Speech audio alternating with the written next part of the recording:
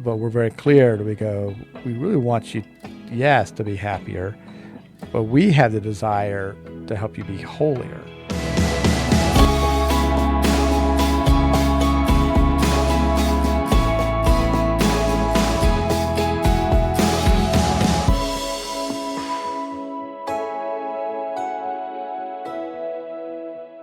Welcome to Saints Sexuality, a podcast by FirstLight Ministries. Today, we are starting with our preseason interviews that give you the chance to get to know the men and women who make FirstLight possible.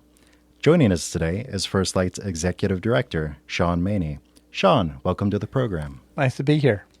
Before FirstLight, you served in a local church and obtained both a Master of Divinity and a Master of Counseling from Covenant Seminary. Why did you feel it was important to complete a counseling degree along with your theological studies? I don't know if it was so much like a sense of this is important as much as it seemed to fit with how I saw the Lord gifting me and in the direction that I was feeling more called to ministry. I went into seminary with more of a general sense that I knew I wanted to serve the church. I was still kind of finding my way in a lot of times. So I didn't come in on the first day with a real clear call, like, oh, I'm here to study. I'm going to go back to this church. I know I want to be a preacher, or I know I want to be a seminary professor.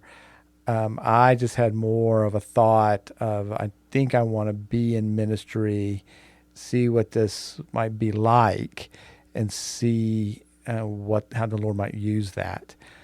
So I was actually very terrified in my very first preaching classes, and became more confident in my preaching as I grew. But one thing that was very clear was I gravitated towards talking about struggles that people have.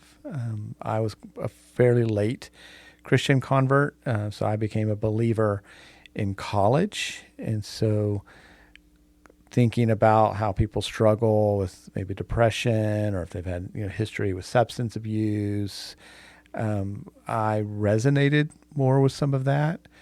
I had seen some good giftings in it. And then some of it is just God's providential care. I got through my MDiv and began to kind of put out some feelers for churches. The Lord kind of closed those. And looking at it, I had another year, and I had done so much of the counseling classes with just my electives that if I stayed on for the fifth year, I would get the counseling degree as well. And especially in that year, which was the more practical year, where you begin to sit with people and you work with a cohort under one professor, my gifts in that area were really coming to light. That I had certain talents that the Lord gave, and ability to make people feel at ease. I was even particularly men feel at ease, and discuss with them harder subjects seemed to be something that I was good at. And then the Lord kind of used that as I moved into opportunities after seminary as well. So there are a lot of difficult subjects within the counseling world to talk about. You've served with FirstLight for 14 years, and you previously served as a chaplain for a specialized program for sex offenders. What brought you to the unique and challenging work of sexual discipleship ministry? Yeah, again, if you're looking for when I was young and I saw the clouds part and God say, Sean, work with sexual brokenness, nothing like that, happened at all. A lot of it was just, these were the doors that opened. So after seminary, I was sending out applications to churches. My first child was born the night of graduation, and my lovely wife, who put me through 5 years of grad school, was like, hey, I want to be home more with this bundle of joy. I had been talking with some churches, but that process is very long. and just kind of saw that there was this need for a chaplain in the State Mental Health Institute that was about an hour south of where we were living, and said, well, with my counseling degree and maybe this would be a good position to step into to explore while I'm talking to these other churches. And the Lord opened up for me to work with that. And so it was really 3 programs. One was just kind of a short-term program for those with severe mental illness. So individuals coming in for a few days to a few weeks with schizophrenia, schizoaffective disorder, severe bipolar, looking to be stabilized and kind of put back out into the community. And then a forensic program, which means it was individuals who had committed a crime in the midst of having an episode with their mental illness. So they were held in the hospital for care for sometimes many, many years until it could be seen that they're safe to return to society. And then within Missouri, there's a specialized forensic program that was working with the state's worst sex offenders to say we can hold them under mental health conditions until we believe that they're not going to be a risk to others. And so I had 3 programs that they called it a pastoral counselor, but a lot of it was being a chaplain, doing weekly services for those that were in the inpatient side of things, helping those who wanted it to have access to religious material, or in some cases, if I would be able to take some patients to church services in the community or different things like that. So it was starkly different from going from seminary into the world of high security mental health.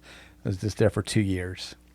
Since then, in your biography on the FirstLight website, you've said that you're passionate about integrating mental health practices within a ministry context. Why do you believe mental health of the church needs to be a consideration as we fulfill the Great Commission? Yeah, so I would say it's more for me. It's starting backwards with what you said. It's the Great Commission. What does it mean from Matthew 28 to go out and make discipleship and to have disciples that are glorifying the Lord? At FirstLight, that we're not really a mental health program. What a mental health program is mostly focused on is saying somebody has a distressing set of symptoms, and they're looking to find where they're feeling healthier. They're feeling better about themselves. They're able to engage in their own goals in their own life. We have the desire to see them grow in their understanding of what it means to be a Christian. So using ideas from the counseling world are tools that help us to that end. And so in a lot of ways in which counseling theory or psychology may have informed education, it can inform business practices, I see us taking that discipline and then using it in a way that helps us let people see how to live out the Christian life. That the goal is to mature as a Christian. So when people come to FirstLight, obviously many of them just don't want to come, and they're going, hey, these behaviors have made my life a mess, and my relationships are a mess, and I'd really just like to be happier. And that's fine. I mean, that's not a bad thing in itself. But we're very clear we really want you, yes, to be happier, but we have the desire to help you be holier. So we want to move with you into going, okay, I'm doing this to glorify the Lord. I'm doing this because I understand this in God's word as his law, and his law is a delight unto my feet. And as I live into it, I'm transforming and growing as a Christian. And so it would be, in some ways, a failure in our work if somebody came in and said, well, great, I learned some skills here I'm not using pornography, and I'm living according to my values. My relationships are better. I'm pretty happy, but I don't really feel closer to the Lord. Maybe in fact, now that I'm healthier, I'm entering a deconstruction of my faith or something. That would not be what our goal is. We'd be glad that they're not using porn, but we would have wanted them to actually deepen their walk with the Lord. If you could dream big, what impact do you hope your work at First Light will have on the wider church?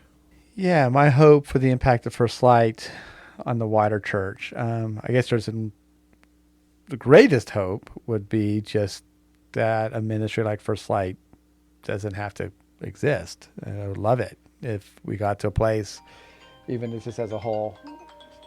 Sorry. No worries. As a society, especially as a church, that we said, hey, porn is not helping anybody. Let's get this away. It's become such a rarity of an issue that the justification of a whole ministry like First Light wouldn't make sense, right? Because there would be too few people who would need it. So I think that in one way would be my hope, recognizing that's not the society we're in, where we are now in a society where porn is ubiquitous. It's pretty seen as normal, even amongst Christians, maybe unwanted, and it's certainly not a good, but pretty common. My hope for what First Light can do is to elevate that discussion of living faithfully according to the Bible's teaching on sexuality is an important part of what it means to make a disciple. That said, we are brought to our lightning round questions, Sean. At the end of these 5 questions, we will have a complete picture of who you are as a person. Are you ready? Sure, let's go. So first question, coffee or tea? Coffee. Call or text? Text. What was the last book you picked up? Hyperion. What's your favorite Bible verse about healing? I really like the story of Jesus with the sinful woman in Luke 7.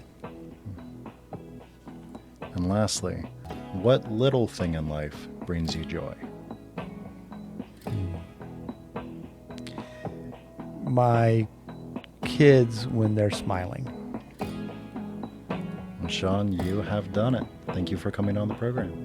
Thank you.